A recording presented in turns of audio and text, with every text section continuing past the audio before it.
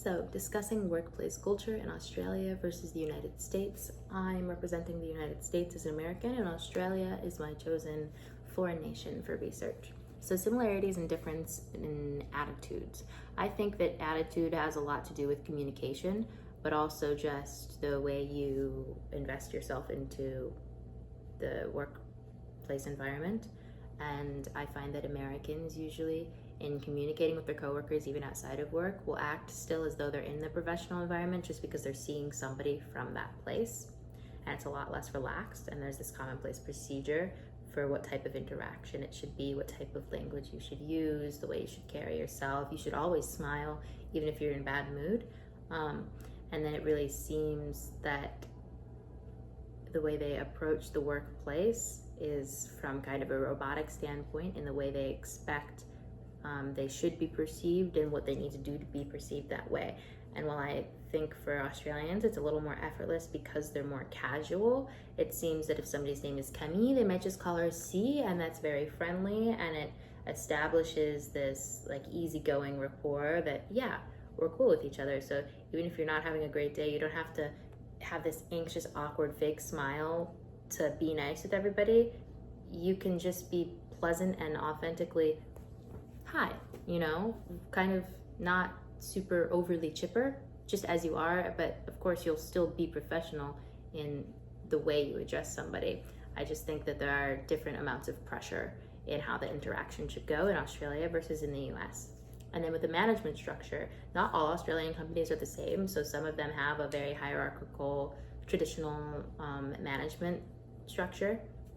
But it does seem that at meetings, it's more a circular discussion and everybody's voice is heard at sort of an equal level. Whereas in the US, it seems that the way people would like to please higher ups kind of makes it so that even if there would be a place for their voice, they feel too hesitant to do so because they don't want to break the ice. And in Australia, they're a bit more direct. So people really would just present their disagreements, of course, in a professional manner and not overly challenging, but they would be there. Everybody would put their authentic say in and not just try to people please, whereas in the US, people pleasing is the thing. And then work-life balance. I feel like in Australia, they really have it down. They have much more personal time to spend for doing things that aren't directly related to work, usually because they seem very efficient during their day with what they get done. So what an American might spend all of their 9 to 5 hours that day doing, an Australian might just get it done in the first 3 hours with whatever efficient system that they came up with themselves. And in the US, it's not that people are inefficient per se, it's just that there are different expectations. They expect you to be there from this time to this time, and you just have this to work on. So usually people will take breaks within the day or schedule other things and just get that project done throughout the time span instead of just trying to be efficiently get it done and go do something outside of the workplace. So it is just a different approach. I'm not sure if it's different in efficiency. And I do prefer the Australian one just because I really like to have time for my passion projects, personal interests, or even to further my development in my career, working in a different aspect than just one project I strung out to be all day. And my preference, evidently, overall, if you can't tell, is for the Australian way. It just seems more natural to me, really, and like it's self-directed. Whereas in the American way, I feel like it's all about pleasing somebody else and following somebody else's path that they've ironed out for you of how you should succeed based on their standards. And in Australia, it seems as though everybody's able to have their own standard.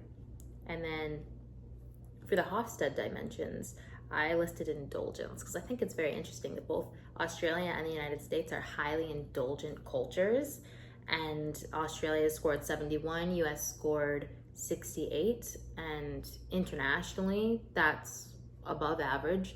And I noticed that yes, Australians are known for doing super indulgent things, and the way they have their work-life balance, when they're done, they will check out and really, I don't know, just be the life of the party in everyday life, not partying with booze and such things, but just that they're free and that they let themselves enjoy the fine pleasures in life.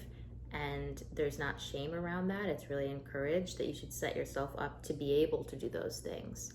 And then in the United States, it seems like there are standard things that are extraordinarily privileged that everybody shoots for as normal and realistic for themselves, and you haven't really made it yet to some people until you have a condo or until you have this or that. So you're always told to work for something that will bring you so much pleasure instead of just working for the overall common good. And so that's my perspective of how indulgence kind of impacts the workplace mentality. And I don't really prefer either the US one or the Australian one here because a condo is nice. I just think that the Australian one, again, seems a little more self-directed, whatever floats your boat. It seems like there's more passion in it individually, even though the United States has seemed to be a very individualistic culture. I think our individualism is kind of from a different standpoint than I'm seeing it in Australia, because it's individualism but tailored to an identity that is largely influenced by external factors rather than like internal self-declaration. And then I'm seeing in Australia, it seems like internal self-declaration is really what's guiding people's passions more than an external externally derived self-identity. Okay, thank you. That's my presentation.